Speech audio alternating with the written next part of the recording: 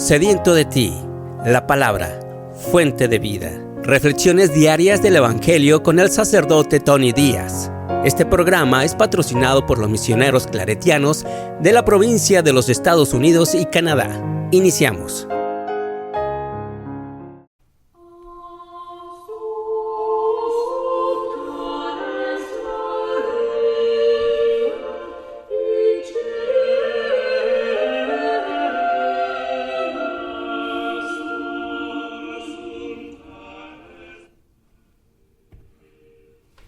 Bienvenidos hermanos a nuestras reflexiones del Evangelio del día. Hoy es viernes de la séptima semana de Pascua, y ya prácticamente estamos hacia el fin de la temporada de Pascua, y este domingo que viene será la solemnidad de Pentecostés, la venida del Espíritu Santo para continuar la misión de Jesucristo de guiar a esta comunidad, de guiar a la iglesia para que sea un instrumento del plan de salvación de Dios, instrumento del reino de Dios, ¿no? Esta es la misión de la iglesia. La iglesia no existe para sí misma, existe para el reino. El evangelio de hoy viene de Juan, capítulo 21, versículos 15 al 19. En aquel tiempo le preguntó Jesús a Simón Pedro: Simón, hijo de Juan, ¿me amas más que estos? Él le contestó: Sí, Señor, tú sabes que te quiero. Jesús le dijo: Apacienta mis corderos. Por segunda vez le preguntó: Simón, hijo de Juan, ¿me amas? Él le respondió: Sí, Señor, tú sabes que te quiero. Jesús le dijo: Pastorea mis ovejas. Por tercera vez le preguntó: Simón, hijo de Juan, ¿me quieres? Pedro se entristeció de que Jesús le hubiera preguntado por tercera vez si lo quería, y le contestó: Señor, tú lo sabes todo. Tú bien sabes que te quiero. Jesús le dijo: Apacienta mis ovejas. Yo te aseguro, cuando eras joven, tú mismo te ceñías la ropa e ibas a donde querías, pero cuando seas viejo, extenderás los brazos y otro te ceñirá y te llevará a donde no quieras. Esto se lo dijo para indicarle con qué género de muerte habría de glorificar a Dios. Después le dijo: Sígueme. Palabra del Señor. Muy bien, damos comienzo a nuestra reflexión de este evangelio. Como mencioné al principio, hoy viernes de la séptima semana de Pascua, ya prácticamente es el fin de la temporada de Pascua, que cierra con la solemnidad de Pentecostés, que se celebrará este próximo domingo. La venida del Espíritu Santo, el Espíritu que se le fue dado a la iglesia para continuar la misión del reino que la iglesia ha recibido por Cristo, particularmente por medio de los 12 apóstoles, que pasan a ser la base, los cimientos de esta comunidad del reino. Y la iglesia misma no existe para sí misma, sino para como sacramento del reino que Dios en Jesucristo ha inaugurado. Y aquí tenemos esta escena.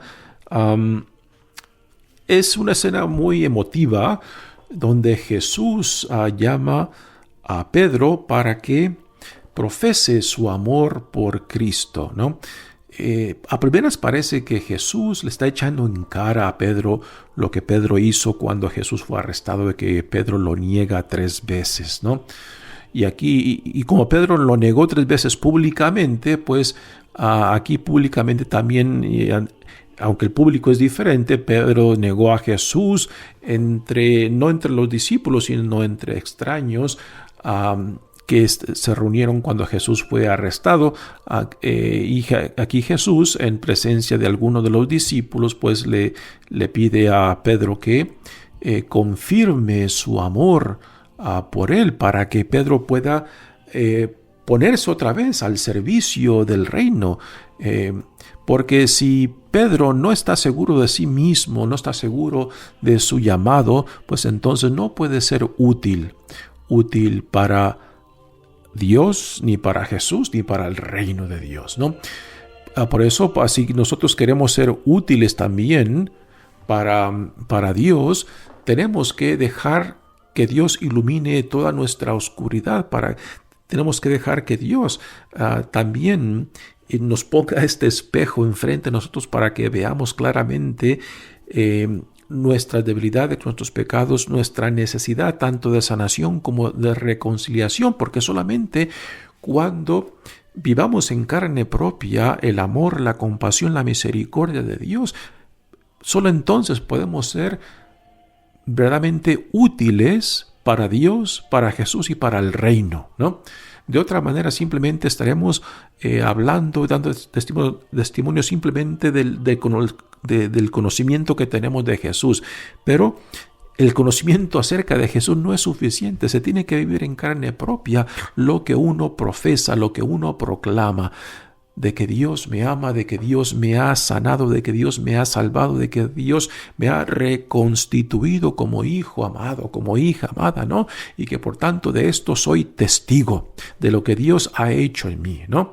Y esto es lo que hace posible la misión de la iglesia, cuando la iglesia compuesta por hombres y mujeres que han vivido esta experiencia de salvación, de reconciliación, de sanación, para que dé un testimonio ante el mundo, porque es esto lo que nos une como iglesia, de que es este Cristo quien ha venido a nosotros y nos ha llamado por nuestro nombre, ¿no?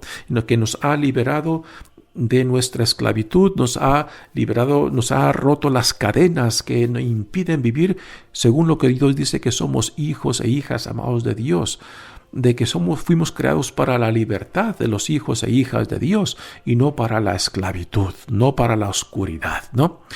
Así que se tiene que vivir en carne propia esta experiencia que ahora, digamos, Pedro la está viviendo en relación a Cristo.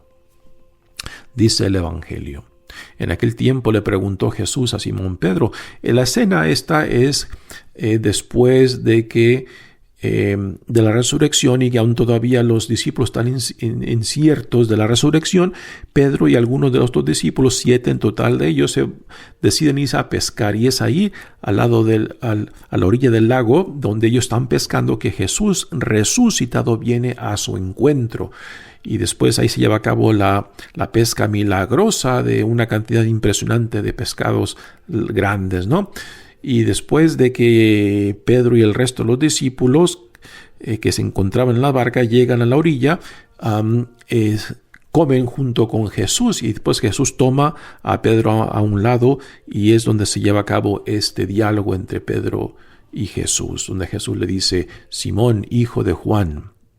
Notemos que aquí Jesús lo llama por su nombre antes de que Jesús lo llame Pedro, ¿no? En cierta manera, Simón, el hijo de Juan, aún todavía no es el Pedro que Jesús ve en él. O sea, la persona transformada, la persona cambiada por la experiencia del encuentro con el Dios vivo en Jesucristo. Aún todavía es Simón, hijo de Juan. Este Simón todavía no pasa a ser el Pedro. Recordamos que todo encuentro con Dios es una experiencia que transforma, como fue el caso de Saulo, que después de ese encuentro con Cristo resucitado en el camino a Damasco, Saulo pasa a ser Pablo. Pues aquí tenemos a Simón, hijo de Juan, que todavía no es el Pedro quien Jesús ve en él. Le pregunta a Jesús: ¿me amas más que estos? Él le contestó: sí, Señor, tú sabes que te quiero. Aquí hay un juego de palabras entre amar y querer, ¿no? Podemos decir de que amar es una palabra, eso es una experiencia más profunda que simplemente el querer a una persona, ¿no? Y aquí utilizan dos palabras en el griego. Amar utiliza la palabra ágape, y Pedro contesta con la palabra philos: si te quiero, o sea, como mi amigo, como mi cuate, ¿no? Así que Jesús utiliza una palabra: ¿me amas? Y Pedro le contesta: sí, sí te quiero, ¿no? apacienta mis corderos, le dice Jesús a Pedro, ¿no? Porque esa fue la misión como discípulo y después como apóstol y después el primero entre iguales dentro de este grupo de los 12, de que Pedro tiene ese llamado específico particular de ser el líder de este grupo de los 12, ¿no? Y que por tanto, pues de guiar y apacentar este rebaño de Cristo. Y después no solamente este grupo de los 12, sino después los que vendrán después, donde entramos nosotros, ¿no? Por segunda vez le preguntó Jesús: Simón, hijo de Juan, ¿me amas? Él le respondió: sí, Señor, tú sabes que te quiero. Nuevamente Jesús le dice: ¿me amas? Y Pedro le contesta: sí, te quiero, ¿no? Diferentes palabras, amar y querer. Por tercera vez le pregunta Jesús a Pedro: Simón, hijo de Juan, ¿me quieres? Ya aquí Jesús ya no usa el amar, sino el querer, y usa el filos, ¿no? En cierta manera, quizás Pedro aún no tiene esa capacidad de amar tal como Jesús le pide y le pregunta en su pregunta. Y en la tercera vez podemos decir que Jesús decide tomar a Pedro, a Simón, hijo de Juan, que todavía no es Pedro, decide tomarlo y recibirlo donde se encuentra. Si Pedro solamente puede decir te quiero como a un amigo, como un cuate, sí, pero a lo que Jesús llama es el amar con el amor tipo de ágape, con el amor desinteresado, con el amor que busca solamente el bien del otro, que parece que Pedro aún todavía no tiene esta capacidad, pero llegará el momento cuando la tendrá. Pero mientras tanto Jesús lo toma donde Pedro se encuentra, con la capacidad de querer, ¿no? Yo creo que esto es un cambio, es un juego de palabras muy significante en esto. En la tercera vez ya Pedro se entristece porque Jesús le ha preguntado por tercera vez, ¿no? Y le dice: Señor, tú lo sabes todo. Tú bien sabes que te quiero. Jesús le dijo: apacienta mis ovejas, ¿no? Nuevamente el llamado al servicio, el llamado a vivir por otros. Y este servir a Dios en el prójimo, servir a otros, no es posible si uno mismo no ha vivido en carne propia esa experiencia de saberse amado, de saberse reconciliado, de saberse reconstituido, de saberse salvado en Cristo, ¿no? Porque esto es lo que nos da la libertad de vivir por otros y para otros, porque la fuente de nuestra existencia entonces se convierte Dios mismo, se convierte Cristo mismo. Lo que Pablo dice en la carta a los Romanos, ya hacia el fin de su vida, ya no soy yo quien vive, sino que es Cristo quien vive en mí, ¿no? Esto es lo que hace posible darse, entregarse, donarse como Cristo mismo se entregó, se donó para la salvación del mundo. Así que Pedro negó a Jesús públicamente 3 veces y ahora Jesús le pide a Simón, hijo de Juan, que confirme su amor, su entrega al llamado que Dios en Jesucristo le ha hecho para que sea parte de estos 12 que pasará a ser la fundación de la comunidad del reino, ¿no? Que hoy le llamamos la iglesia. Jesús después le dice: yo te aseguro, cuando eras joven tú mismo te ceñías la ropa e ibas donde querías, pero cuando seas viejo extenderás los brazos y otro te ceñirá y te llevará a donde no quieras, ¿no? Ya esto también lo podemos conectar con las advertencias que Jesús les dio a sus discípulos de las persecuciones, sufrimientos que sufrirían por causa de Él, por causa del Evangelio, por causa del reino, ¿no? Y esto no nos debe de sorprender a nosotros hoy en día, y aún dentro de la iglesia, ¿no? Donde a veces experimentamos situaciones difíciles de comprender. Si somos parte de una misma iglesia, si somos parte de Cristo, ¿por qué tenemos estas divisiones, estos pleitos, estos conflictos? ¿No? Porque la iglesia está compuesta por pecadores, ¿no? Y que todos estamos constantemente necesitados de seguir creciendo, de seguir madurando, de seguir profundizando en nuestra relación con Cristo, que por necesidad nos lleva al prójimo, ¿no? Y que por tanto hemos de reconocer dónde nos encontramos todos, ¿no? No en el mismo nivel, y que por tanto Habrá diferencias, habrá diferentes intereses, habrá diferentes motivaciones que a veces crean fricción y conflictos entre nosotros, ¿no? Pero repito, esto no nos debe de sorprender.